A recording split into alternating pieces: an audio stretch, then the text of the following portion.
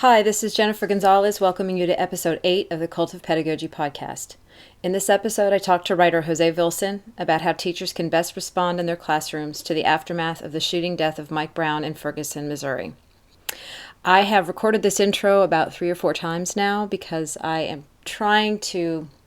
Every time I listen to my conversation with Jose, I realize how little I actually knew about this case before I talked to him. And I tend to shy away from discussions of current events because I'm always afraid I'm going to reveal my ignorance about something. And that definitely happened a few times when I talked to Jose. I'm embarrassed to admit it, but I'm going to go ahead and do it because I think it's useful to maybe other people out there. But I don't think I even realized that there wasn't really a full trial of Darren Wilson. I kind of saw this whole thing very similarly to the Trayvon Martin case. I figured that they were in some sort of a trial, and then it came out that he wasn't going to be, penalized. And so even though I kept hearing the word indictment and Darren Wilson isn't going to be indicted, I really didn't dig very deeply into the case. And I think I, as a news consumer, even have gotten pretty anesthetized to hearing these types of stories and having a pretty good idea of what the outcome is going to be, including the riots and the looting and the protests. And so I think it was so valuable to talk to Jose because it made me realize that depending on what perspective you're coming from, you're more or less likely to dig deeper into the news and actually learn things. And so I just wanted to sort of say that every time I'm listen to this interview, I realize how much I didn't know about the Mike Brown case. And so if there is anything that I hope people are going to get out of this, it is those who are looking at the Mike Brown case and the Ferguson protests in a very simplistic way. You would do yourself and your country a service by reading more about it and really getting clear on what all the details of the case are and what all the different versions are of the stories that are being told, because there are many different versions, and we have so much information coming to us now in the world, and Ferguson is one small piece of that. And so it's really easy to grab a few facts and say, okay, I got it, that's enough, and move on and feel that you have the whole picture. So let me just quickly explain who Jose Vilson is for anybody listening who does not know who he is. Jose Vilson is a writer. He's a blogger. He writes at thejosevilson.com, and he also wrote a book called This Is Not a Test. And what Jose writes about most of the time is the intersection between race and education, and writes about privilege and where we are right now as a country. And he writes very passionately about it, and he does not shy away from controversial topics. And he has been writing a lot about Ferguson in the last 100 days or so since the incident happened in August. So I asked him if he would be interested in sitting down to talk about it. And I was very surprised and pleased that he agreed, because I think that where Jose is right now in this time in history, he is a very important voice when it comes to race and education. And so I just wanted to know what advice he would have for teachers as we move into the next few weeks and the protests are still going on in regard to Ferguson, and how teachers can best approach talking with their students and what we might be able to do to move the needle more in the direction of this type of thing not happening again, and how we can help each other to understand all of the complexities of this situation. So the interview that you're going to hear, it starts sort of in the middle of a sentence because we had some technical stuff that didn't sound so clear, and so I basically start Jose right in the middle of his sentence. So I'm going to stop talking now and let you listen to my interview with Jose Vilson.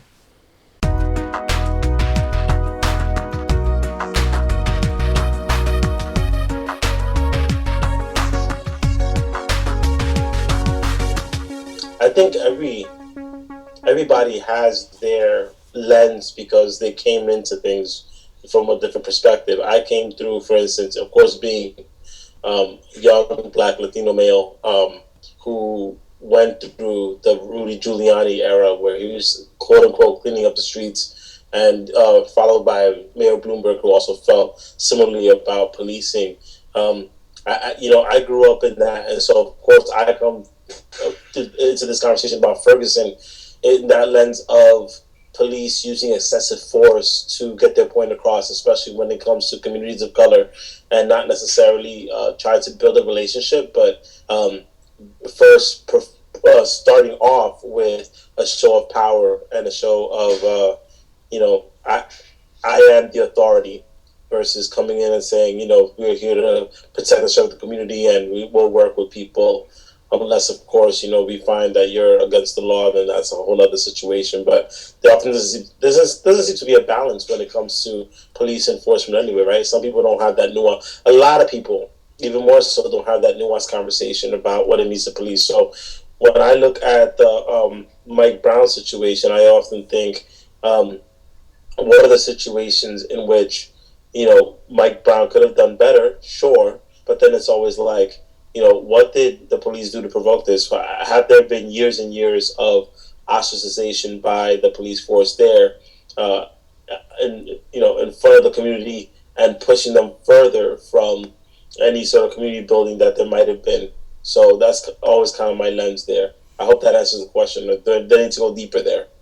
Yeah, it does. Well, and that's the thing is that I think when people who have not grown up in those environments or are not familiar with them, they see it as an isolated incident, or maybe it is an incident that has had a lot of others before it, but they see it in one way, which is Mike Brown and his friend walking down the street, middle of the road, refuse to move out of the way when the police officer asks them to move or tells them to move. And then Darren Wilson gets closer, and then there is an altercation where, according to Darren Wilson, Mike Brown comes at him in the car, grabs his weapon, sort of fiddles around to try to grab the trigger, and then Darren Wilson shoots him in self-defense. At least this is the story. This is the story that's been reported here lately with, his testimony.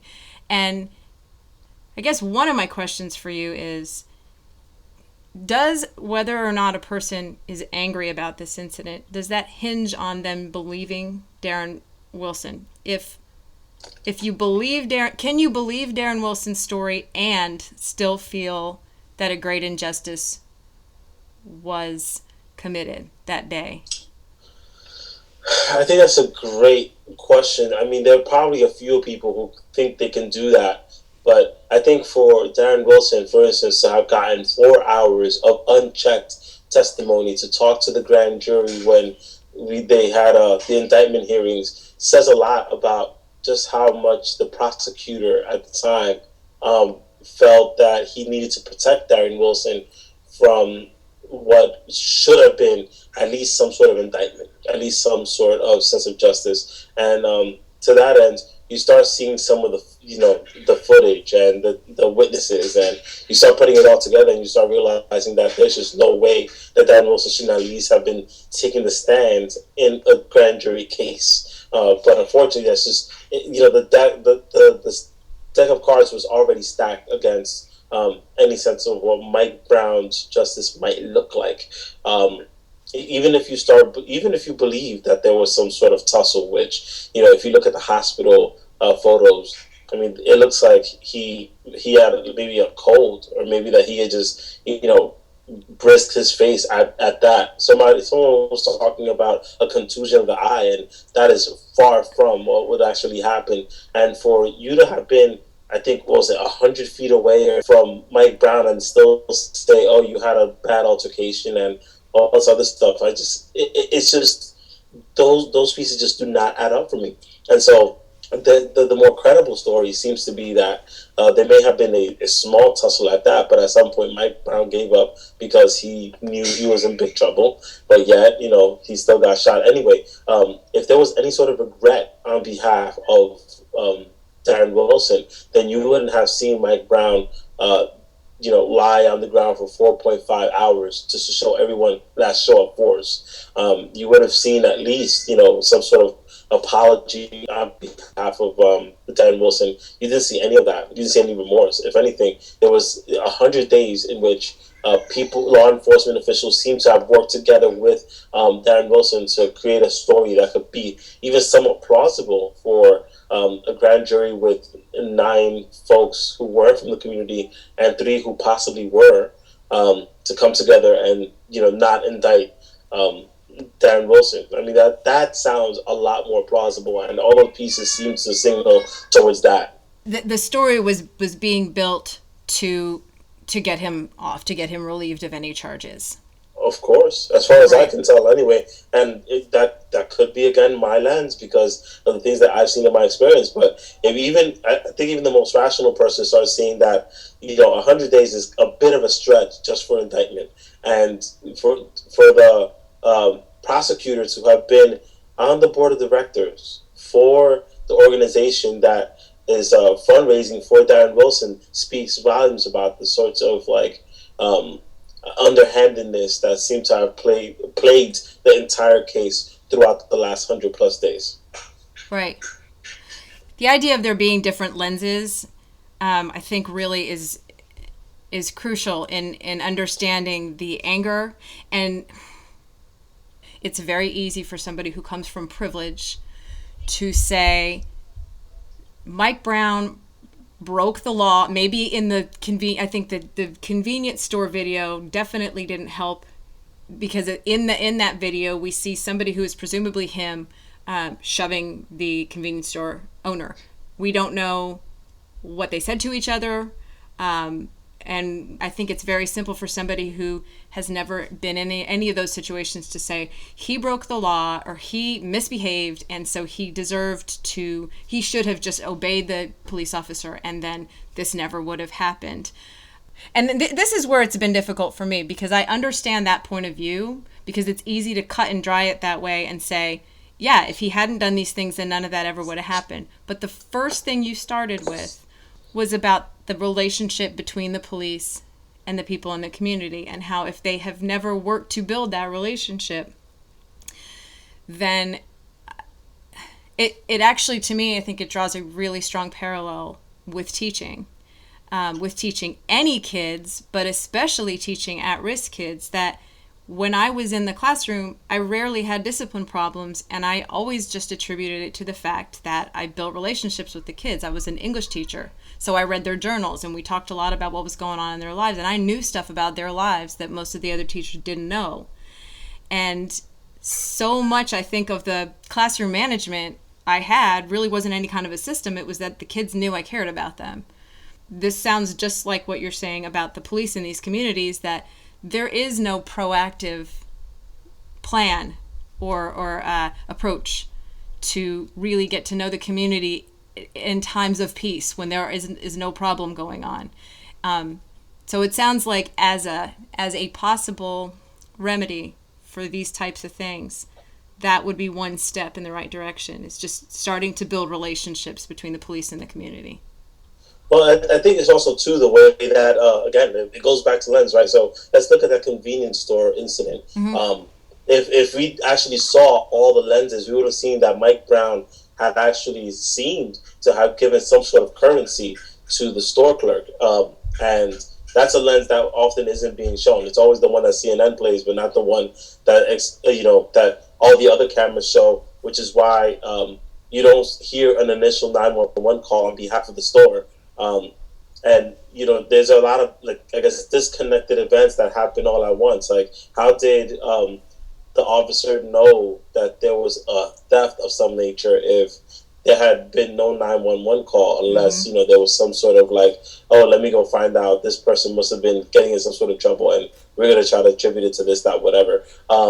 There have been numerous reports from community members, and a lot of them have already felt, even before Mike Brown, that there was a hostile environment already created for them. So what does that say about schools? What does that say about schools, that we try to tightly fit some sort of narrative about our students and say, oh, well, this person broke the law and they deserve to die? I think that says a lot about the way that even teachers often approach our jobs, because it's always where do we come into our jobs from, and what are our lens, and how can we become better, better people to serve the people that we need to serve. I think, for instance, Mike Brown might have stole something. Fine, we'll go Right. with that premise, Right. even though, of course, I think there's evidence of the contrary. Mm-hmm. Um, it says a lot about our society that in some communities things get stolen all the time, and yet people can just call the father up or say, "Oh, they're just being rebellious kids. It's not a big deal." Right. So they'll land on some sort of cushion and they'll be fine. Mm-hmm. And there's no militarization of their police force, Mm-hmm.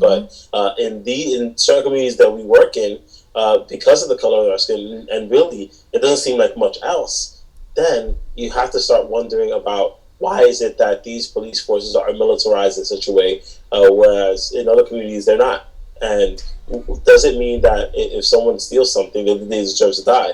Well, I guess it depends on what they look like and whether or not we consider them fully human. And if we do, then they tend to not get shot in broad daylight and left in the street for 4.5 hours. Versus if they are fully human, that it's something else. I don't know. I always feel like there's an inner turmoil even within myself where I'm trying to fight against things that I can't fully see, but that I know that are there. And I think that's the double consciousness that a lot of people of color feel when they have these conversations. Can you talk a little bit more about that double consciousness? Sure. So I guess I'll give another teacher lens. I feel like, for one, we as teachers generally are supposed to feel like, we're working with students, we are professionals, and, whether we're unionized or not, we still have a certain set of responsibilities that we're supposed to adhere to. We've already been, so some of us don't actually get read our rights in terms of teaching, so Mm-hmm. some of us have gone through different routes, but eventually we all end up in the classroom with, either that expo marker or that piece of chalk, and we just have to do the best that we can for the next 200 days or so.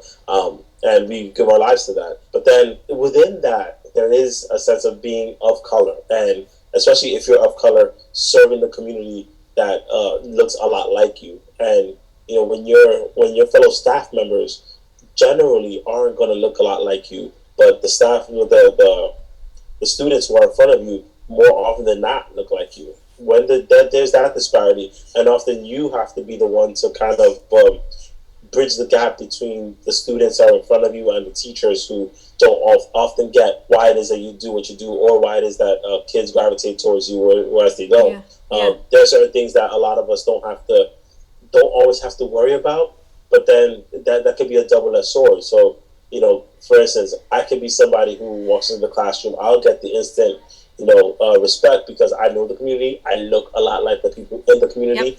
and that all works. But if I don't work on my pedagogy, then that's a problem. And I can get away with just slacking and being like, oh, I'm cool with the kids and they Yeah. respect me, and that's fine. But that often means that it's an imperative for me to be more pedagogically skilled because I already have that buy-in as soon as I walk in the classroom. Yeah. But as a white teacher, doesn't always have that buy-in when they walk in. They build that buy-in over time by building relationships. That's really interesting. I think I'm remembering that from your book too, when you talked about having that right away. You get that buy-in from certain kids anyway. Sure. So if a teacher is I want to sort of talk about how teachers can.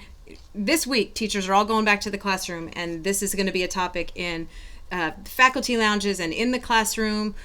So if let's say you're a white teacher in the suburbs in a mostly white school, and you hear people say things like, Mike Brown was a thug, he deserved to die. How do you recommend a person respond to that in a professional environment?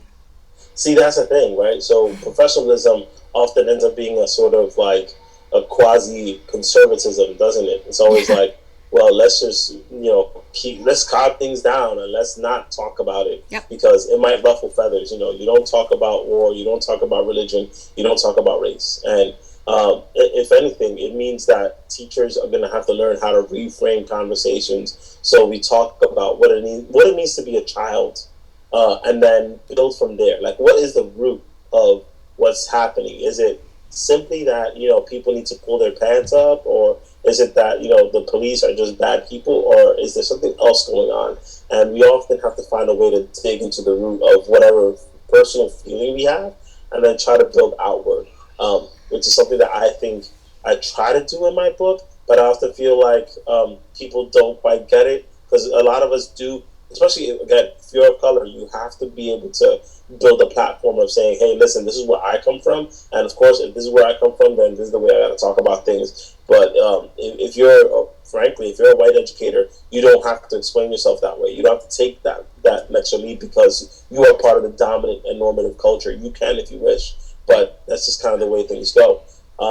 And so when you're coming into a conference, or even if you're coming into like a parent teacher conversation, it's always like, well, how would you feel if you were the parent of, or what does it look like for all our children to feel safe in a community, and then build from there. And I think those are the things that white teachers can do perhaps most effectively, because there isn't that stake of I gotta prove that I'm human to you. Instead, you're kind of sticking up for other people and working with others to build a better community. Yeah. But it sounds like asking questions is one approach. Asking the person questions about, like you were saying, if you were the parent of that child, how would you feel about this? Or, it's just really hard sometimes to know how to respond. I think you can just clam up and walk out, and being professional, you don't necessarily want to start a big debate about it. And I think you draw an even trickier spot to be in when your students say these things because they're repeating what they've heard their parents say, and then you're basically risking them go home and say, oh, Miss Gonzalez says you're a racist because that's this is what, and you don't want to get into that with somebody's parents. But there is an opportunity when you've got a 13-year-old kid who says, this is what my parents say and this is what I think too. There is an opportunity there to help stretch them and grow them and show them another perspective. I get one of the questions I had for you is just over this, maybe even just this past week, have you had any conversations with anybody where you feel like you made some headway with them, that you helped them to see Ferguson in a different light? I wouldn't say directly, but of course I have my writing, I have my Twitter, etc., etc. And I tend to ask a lot of really good probing questions, and it's been kind of a mess, frankly, because it's as someone who is of color and had started doing this like the things on social media and those other places fairly early on, and blogging in this fashion for as long as I have, I've learned how to deal with what happens when people show a side that they shouldn't be showing. So there's that, and I've changed some minds and hearts every so often, but I feel like the temperature has definitely come to a boil in the last week or so. So it's been really hard to kind of chip away at some of the things that have been happening, and people have gotten even tighter within themselves when they have these conversations. So I feel like I have made some headway, perhaps, with some people, and there are times when, even in my last post where I was writing about, how some teachers feel about their kids, and I said, well, this is not just something that happens in Ferguson. This can happen pretty much anywhere at any given time, and these are the beliefs that are held by folks who we consider our colleagues. What does that look like? And we need to keep pushing those conversations, and we can't feel like we're always alone when we speak up about these things. It can be very lonely, especially in places where there is that conservative front, that very like I guess even the right to work states where your First Amendment rights aren't really protected that way. Right. It's funny too because, well, it's not funny, but I've worked in two separate environments. One with right outside of DC with more at-risk kids of color, and then here in Kentucky with a lot kids who come from rural backgrounds. And you see a lot of the same attitudes in both places from the teachers who come from the dominant culture, whether it is the dominant racial culture or the dominant socioeconomic culture, that this idea of a kid being trash or coming from trash and having very low expectations for them, and hearing about them. Now a lot of the kids I taught as middle schoolers are in their 20s now, and hearing about how they turned out, and this one's in jail now, of course he's in jail, and you hear people not showing any real disappointment, just saying, yeah, that's pretty much what I thought was going to come of him. And it's sad. It's hard to know how to respond. There's this assumption in those kinds of statements that we all agree with each other here, so nobody would disagree. And it is very uncomfortable and very lonely, because you basically get to choose between alienating yourself from this group, which is not necessarily a bad thing, but if it's a lot of people on staff, then you're pretty alone. Yes, you are, and that's difficult. But I think it's worth, again, having the conversations, because for everybody who feels that they're alone, they end up finding people who at some point want to push back, and I think that's critical. What about, so I asked you about being a teacher working with, sort of mostly white kids who are looking at this from a distance. What about a teacher who is working with kids in these at-risk neighborhoods? Where do they go from here, as far as is just listening, letting these kids talk, let's just take the whole class period today or the whole week and just talk? Is that enough, or is that a good starting point? It's always a good starting point, and really you want to build, or at least create pathways for them to create their own solutions, because what I'm often finding too is that teachers aren't giving students the voice in the classroom to really hash out what trauma they feel.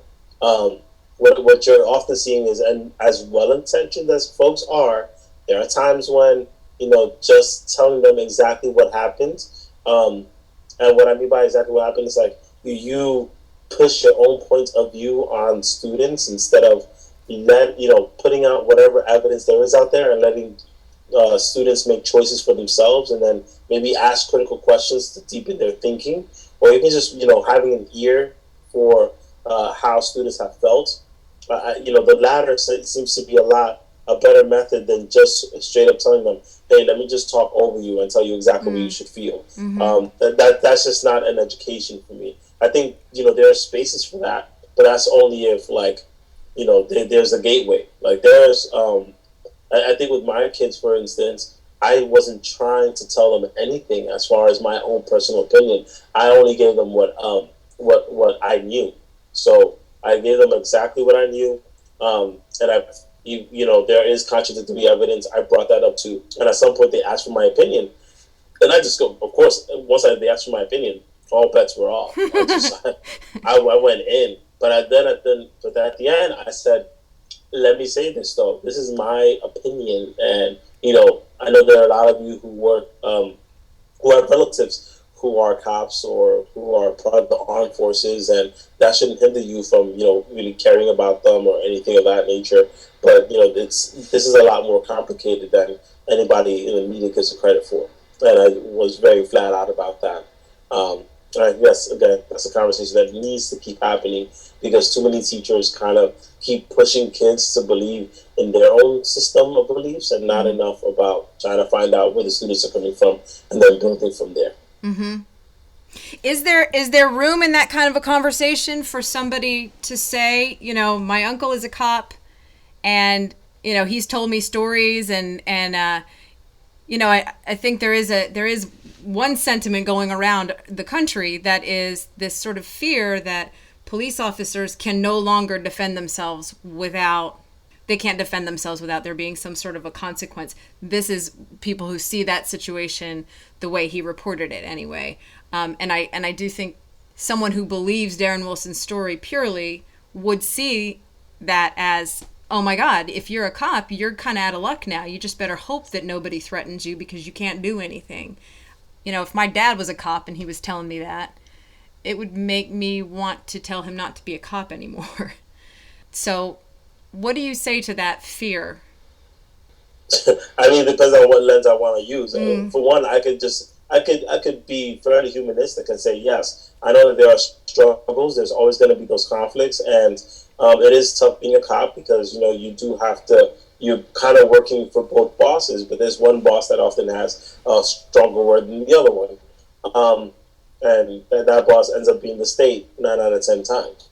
And that's a conversation to have. On a personal level, though, I'm always like, so wait, Darren Wilson came out with at least $500,000. Like he retired, he resigned the minute that the indictment went down. Like he was already on that pathway. Does your relative have that privilege after that happens? And if not, then we ought to treat this like a very special case, and we ought to think about what it means um, to be Darren Wilson versus being the average cop, and what does it look like when there is all this contradictory evidence versus a pretty flat out case that you just say, you know what, this is a tough decision, and you still kind of feel for that person. I don't think, based on interviews that you see, that Darren Wilson feels any sort of like remorse or any sort of empathy, sympathy of any nature. He treats the victim as an animal, as a monster, based on the interviews. I don't, I think I would even venture that maybe this most cops don't feel like the people who they arrest or anything like that are animals or monsters, but they may feel like they've gone down the wrong path, that sort of thing. Well, that's sort of that goes really back to training and being human about the way that you approach your job. And unfortunately, I think that's the root of the protest too, right? So the protest is basically saying we want a fair trial, we want justice, and these are the things that America promised to deliver. And if you can't promise to deliver that, then why are we, abiding by these rules then? Because that's the trade-off. Like, if we do all these things, then you have to do all these things that you promised us. And it's not like they're revolting for the simple sake of revolting. They're revolting because they don't feel like the justice system has, has done justice or right by them. Right. Let's talk about the last week. There have been peaceful protests, and then there have been the riots and the looting. And I think the riots and the looting have also gotten. I mean, just can you talk a little bit about that? Because I think, the quote that Mike Brown's father told everybody to burn this motherfucker down, and a lot of people are saying, what is that all about? How is that any kind of a good response? And when I'm hearing about these things, I try really hard to at least tell myself I do not know what it's like to live in that situation, so I can't speak for this person. What is your understanding of why, when something like this happens, why somebody would destroy property in their own neighborhood as a reaction?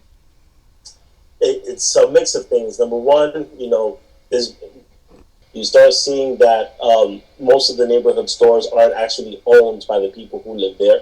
And the ones who have been crowdsourced and protected enough where they're not being violated by, I guess, the looters. Secondly, the looting isn't really that big of a problem in the context of coming.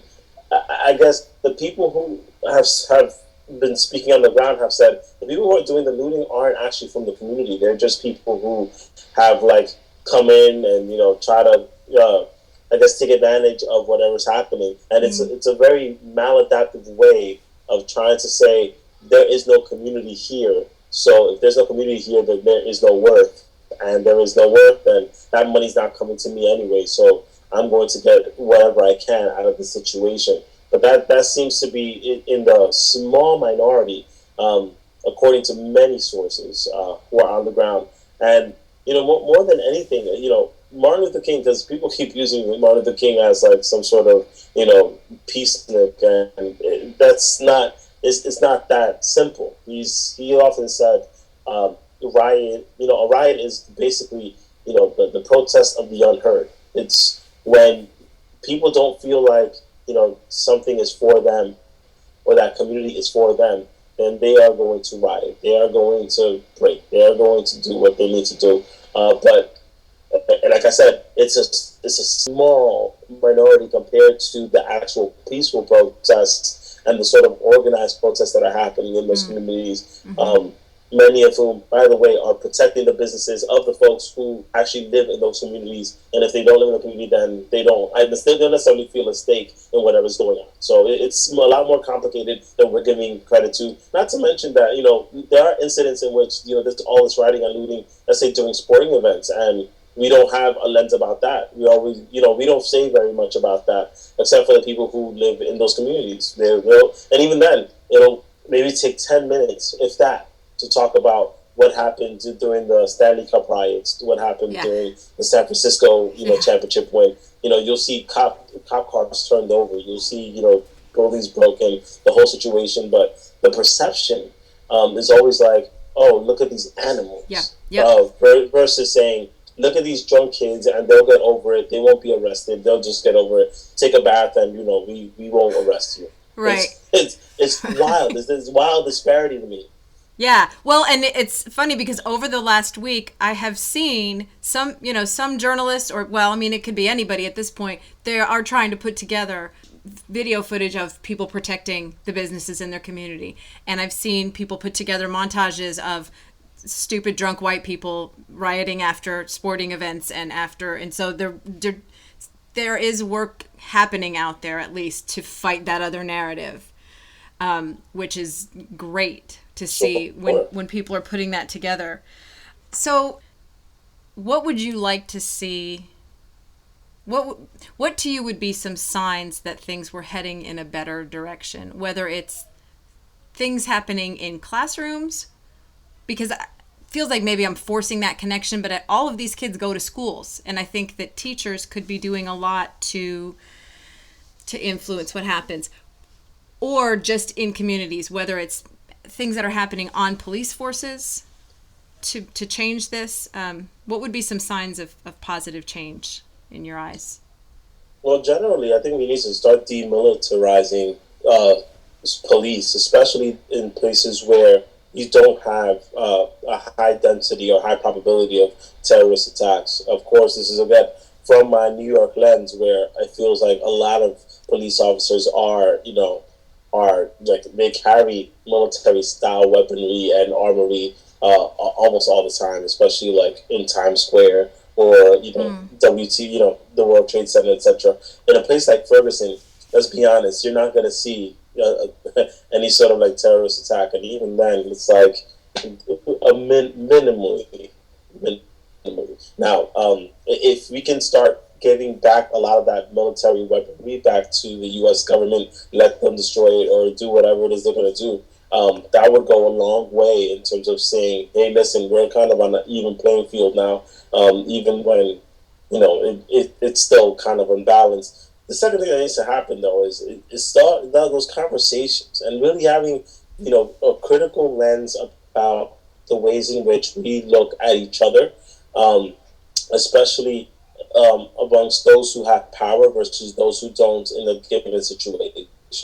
It seems to me that Ferguson is a place where there's been a severe lack of trust from community members to police officers, and perhaps vice versa. And of course, with the severe lack of trust, that's where you start seeing a lot of the violence and a lot of the unwarranted violence and tear gassing and frankly, racism, straight up racism that you see. And it's happening far too frequently for anyone to really feel like they're growing. In our classrooms, it also means that teachers need to, I don't want teachers to feel like they have to be superhuman, but they kind of have to rise above whatever the situation is and really try to understand the roots of our children's experiences, whether they're in Ferguson or in New York or in LA or wherever they may be. There are places where teachers are so aligned with whatever their perceptions are as far as their kids that they kind of forget to kind of come out of that and see them as children, see them as human beings fully capable of feeling and loving and learning all at once. And we don't have enough of that. So that's kind of my sincerest hope, that we can start building those conversations around what does it mean for our kids to be fully human, fully capable, fully loving, fully learning. So that's kind of where that's been my lens for this whole time, frankly. You I read something that you wrote in Edutopia a few months ago. It was about how to have these conversations. Sure. And you mentioned that it was important to set ground rules ahead of time, but those ground rules were not specified in the article. So what would you suggest if a teacher wanted to open this up later this week, how to introduce this kind of a conversation? Well, for me, it was, again, I guess for me, it was easy. I mean, every ground rule is going to be based on whatever the classroom structure is. But generally, I tend to lean towards respect, listening, caring, and validating the feeling.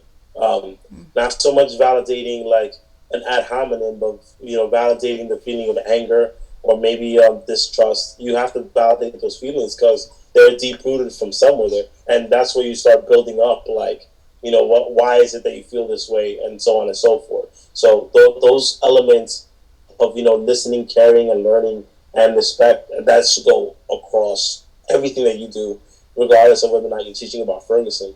And once you set those ground rules of, hey, listen, I'm here to listen to you all, and I want to get a sense of where you're at.